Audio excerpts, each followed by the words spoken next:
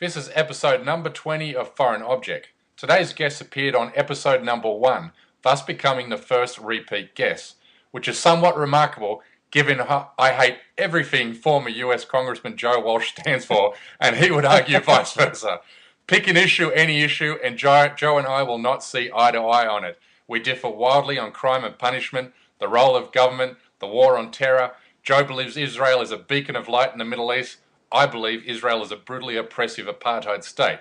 Joe fully supports the 47 Republicans who sent Iran an open letter for the purpose of undermining the US president.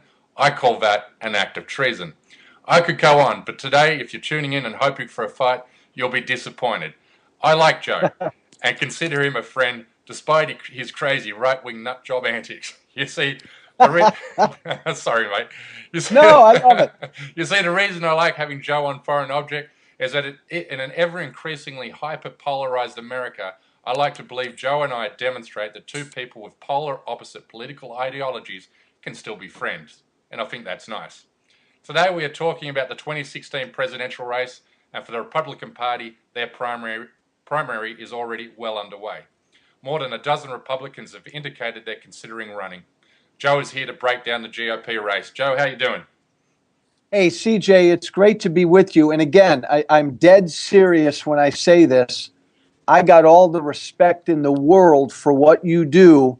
And again, the fact that you and I, who don't agree on a lot of things, can have intelligent debates and discussions, man, that's all because of you. So kudos, CJ. Yeah, mate, I appreciate that, mate. I think in this world where we have split television screens and we have people yelling at each other and hyperpolarized, camps, nobody's really listening to the other. And in any debate I have with anyone, even with somebody I disagree with vehemently, I always take away something from an argument or a debate that I learn from. So, Amen. Cool. So let's talk about the 2016 race. I'm gonna give you a list of what the field I think looks like, and you tell me if I've left out anybody. So we've got Bush, Christie, Walker, Huckabee, Pataki, Portman, Rubio, Rand Paul, Cruz, Dr. Carson, Graham, Bolton, Santorum. Who have I left out? Well, you left out Joe Walsh, but I'm not going to get into that right now. No, CJ, those are the main candidates. I think you could see another one or two getting in. So let me start on something that I think you and I might agree on. Actually, we probably won't.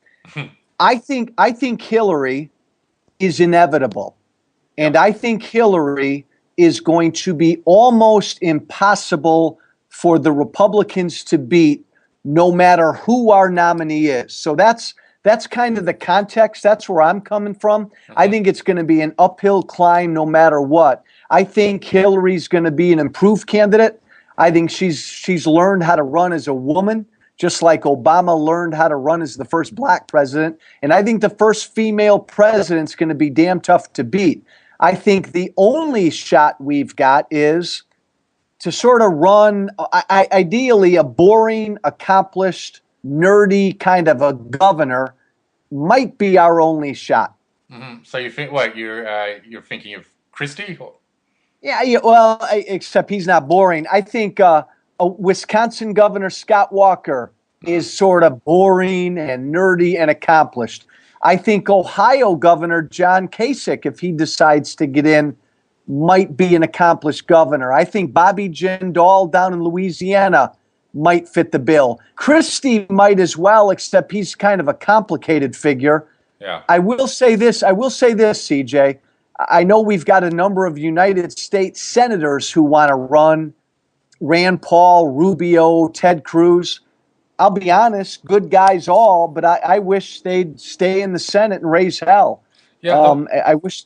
Go ahead. Yeah, I was just going to say, yeah, the way I see Christie is he's not going to play well to rural white politics in the middle of the country. I mean, it's one thing to bully school teachers' unions in New Jersey. It's another thing to play out to an Iowa farmer and that type of thing. But the way I see the Republican field is two divisions. I see your establishment wing, which is Christie and Bush and Walker and Portman, Pataki maybe, and then you've got the far right or the conservative wing, which is your Rand Pauls, your Ted Cruz's, your Rubios, your Santorums, and so forth. So, who do you see being the front runner for the establishment wing, and And who do you see being the front runner for the Conservative wing? Well, right now, there's no doubt that Jeb Bush is the front runner for the establishment wing. I mean, all the Republican big money establishment donors are lining up behind Bush. And CJ, that's what kept Romney out of it. And that's seriously hurting Christie. I'd say right now on the conservative wing, you've got Scott Walker, who's sort of the front runner there. And Scott Walker's also interesting, CJ, because a lot of the establishment is intrigued with him as well. And then you've got guys like Cruz and Paul who kind of have their own followings, and they can stay in for a long, long time, and I think be a real factor. Do you think Rand Paul would have been a serious contender if it wasn't for the ISIS being on the scene and the discussion pivoting to foreign policy? Do you believe foreign policy? Do you think foreign policy has killed him? No. In fact, I tend to be more along the lines when it comes to foreign policy with Rand Paul. I tend to be more libertarian on foreign policy, and that's truthfully where he is as well. And but that's not where the party is at the moment. That was my point.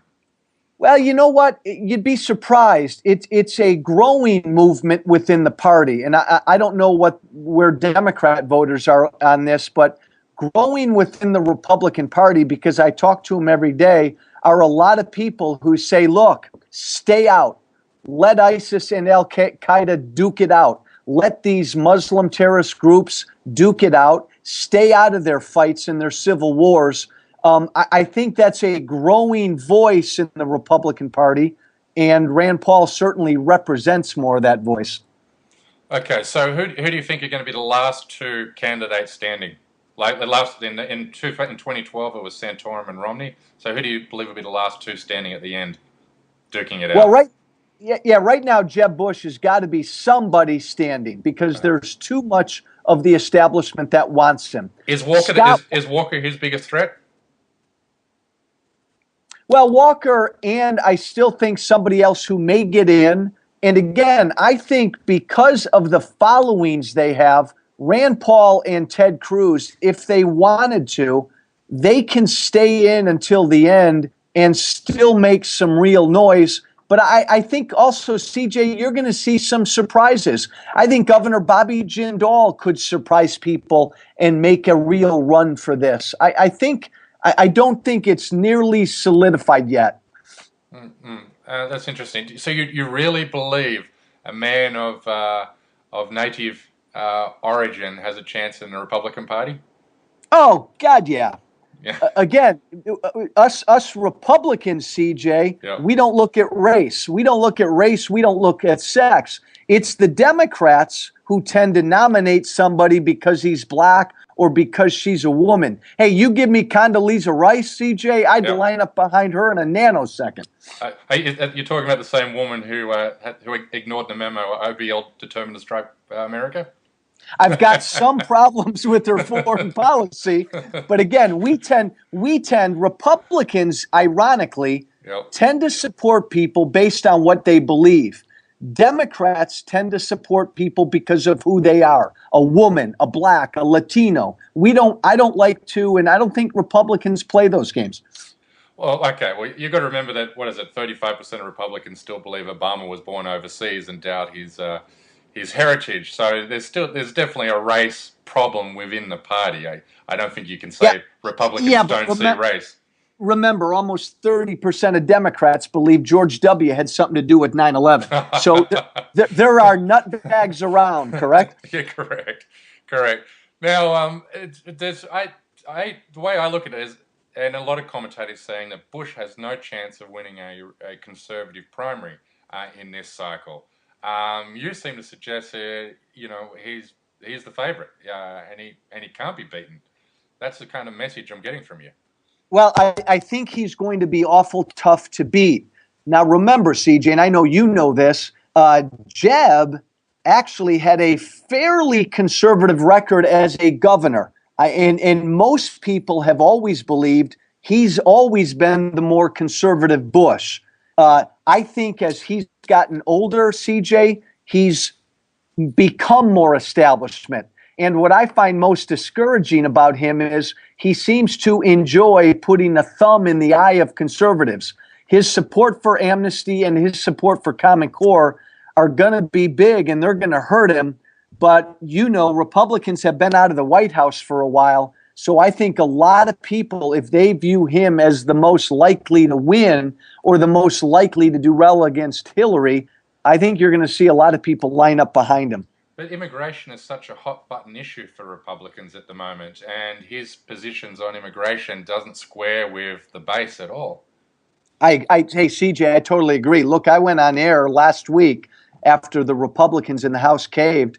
I think this amnesty break, I think, is really going to solidify a civil war in the party, and it may well lead to a third party. I think Jeb Bush is dead wrong on the fact that he believes the Republican Party needs to support amnesty. If he's our nominee, you could well see a split in the party that does lead to a third party. Wow, you really believe that? Absolutely. I think, CJ, we are so much closer to a third party than the country realizes. Grassroots Republicans have had it with the party. And unfortunately for him, Jeb Bush sort of represents that, is taking the lion's share of that anger. To me, I mean, you have your, you're so close to, the Republican Party. You know the dynamics. You know its heartbeat. If you had said that to me in 2012 when the Tea Party was at its zenith, I would have thought, okay, yeah, they probably are close to a third party. But today, with the Tea Party all but, destroyed, you still believe that there's enough following for that hard right-wing segment of the party to break away? Yes and no. I mean, remember, I ran for re-election in 2012, and I was a Tea Party congressman, and we all lined up behind Romney because we so wanted to beat Obama. Well, that didn't happen, and the party told us to get behind Romney, and that didn't happen. So I truly now believe that grassroots Republicans are angrier now at their party than they were in 2012. It feels a lot more like 2010 to me. And look, CJ, I can't lie to you. If grassroots Republicans broke away right now, we'd be in the wilderness for a while. But I think more and more we're prepared to do that if we have to. A lot of political judges looked at the 2012 election and said the reason Romney lost was because Republicans did enough to reach out to minorities, Hispanics and blacks, and particularly female voters. But it's interesting. Conservatives look at that data and say the reason we lost in 08 and 2012 is our candidates weren't conservative enough. And if you're going to go even further away than what the polling data and exit polling data shows, then you're going to end up with a candidate like Ted Cruz. And if you have a candidate like Ted Cruz, it's likely you'll lose all 50 states. Well, and again, CJ, I'd love to see Ted Cruz staying in the United States Senate. But having said that, no, look, you've got to rally and galvanize your conservatives, and then try to work out from there. Just like the Democrat candidate's got to rally his or her liberals and then work out from there. Mitt Romney never did a good job, a strong enough job of getting conservatives behind him. And he went into that election, he went into election night without having a full complement of voters behind him. He never closed the deal with them. I think when you take certain issues, Romney didn't fight. Romney tried to sound like a Democrat in the general election. You cannot out-Democrat a Democrat. Republicans cannot win like that. Republicans only win when they have a bright, smart, energetic conservative who can make the case to independents in the middle. What is the Republican Party's case going to be to independents in the middle with the economy being so strong? Oh my God, that we can do so much better. Are you telling me, baby, in the middle? I'm not talking to you, CJ, but independent voter in the middle. Are you telling me this is the best we can do? Are you happy having the government take half of every dollar you make? And oh, by the way, CJ, and I know you and I disagree on this issue. Hey, come on, working class Americans, white, black, and brown. Are you happy with your government giving benefits to illegals. Hell no. Make that case. I think independents are unhappy with the tax burden being shifted to them in the middle class, rather away from the big corporations and the wealthy. I think that's the message, which Republicans don't seem to be able to get their grasp around, because they're mostly, playing to their donor class, which is, wealthy, ruling white elites. Hey, CJ, and again, I know we're focused on the Yep. Republican candidates, Yep. but if you assume, like me, that Hillary's probably going to be the Democrat nominee, which Republican candidate do you think could give her the best fight? Because I think it's going to be an uphill fight no matter what. Well, I found it interesting. You're the first conservative commentator I've heard say that she's unbeatable. Almost Almost unbeatable. Almost unbeatable.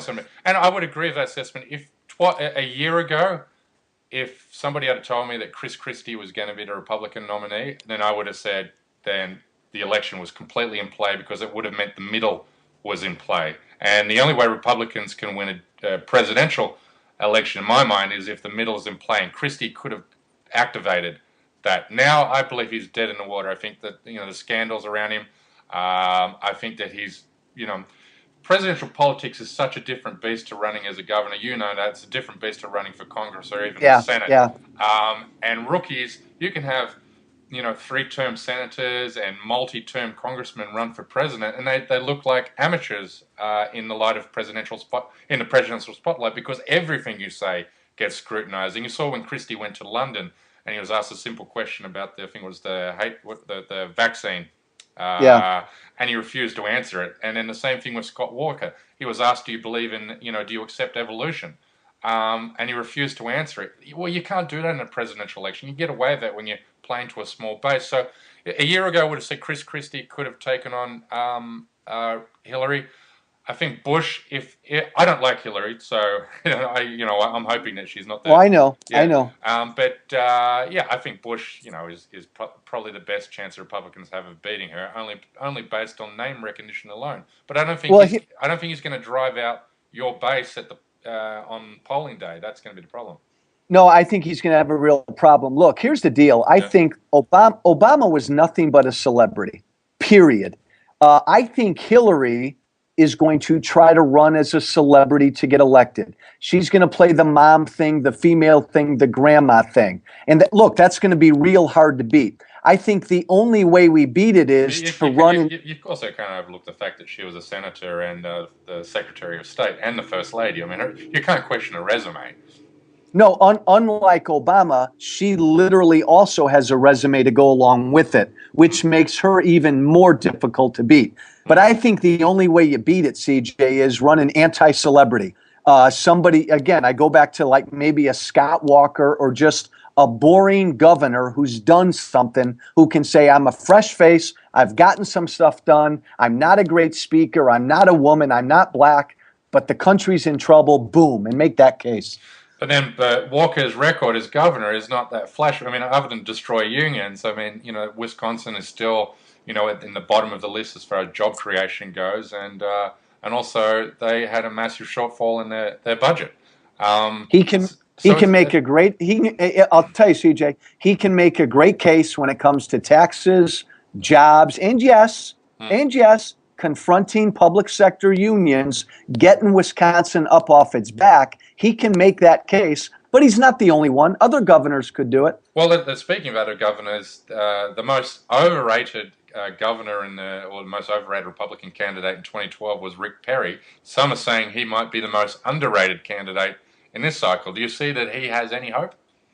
Yeah, I actually do. I'm bullish on Perry coming on strong near the end and surprising people, because the media so disdains what he represents that a lot of conservatives still get behind him because conservatives so despise the media. Mm-hmm. Right. So I actually do think, because expectations for Perry are so low, that he knows how to talk the talk. I'll say, CJ, I think guys like Huckabee are dead in the water. Well, that's interesting, because I just was sorry to interrupt you. I was just going to say, my prediction is Huckabee wins Iowa and South Carolina and then goes into Florida with The wind at his back. No, conservatives, because he's so bad fiscally. He's a populist. He's a big government conservative when it comes to economics. I don't see him having a path at all. Rick Perry may. There's going to be a fight for the conservative nominee, and right now Jeb Bush has clear sailing as the establishment guy. So who comes out in front in Iowa and South Carolina? I think Scott Walker, obviously the neighboring state, will play well in Iowa. Ted Cruz will play well in Iowa. Rand Paul is developing a real following in Iowa. Jeb Bush is the one who really right now could be in real trouble in Iowa. But Jeb Bush might do a Romney, and the fact that you have so many candidates in the field. Bush could end up winning the Iowa primary with 22% of the of the vote. Yeah. No, look, I as someone who is not a fan of Jeb Bush's, I look, if I had a grand and I were in Vegas, it's going to be tough to deny the nomination to him. He's lined up the establishment and big money people behind him. Now his only task is to reach out to conservatives. All the other candidates have to reach out to all Republican Party voters. He doesn't have to do that anymore. I would have thought the lesson from 2012 for conservatives would be that a conservative candidate would have won the primary in 2012, would have beaten Romney if more of them dropped out of the race earlier. Because what they did, Santorum and Gingrich, and somebody else I'm missing in there, they kept taking votes away from each other while Romney stood on his own. I can see Bush winning the nomination if you got conservatives still duking it out to the end. Yeah, because, CJ, a big difference is, and you and I would probably agree on this, the Republican field in 2012 was really weak.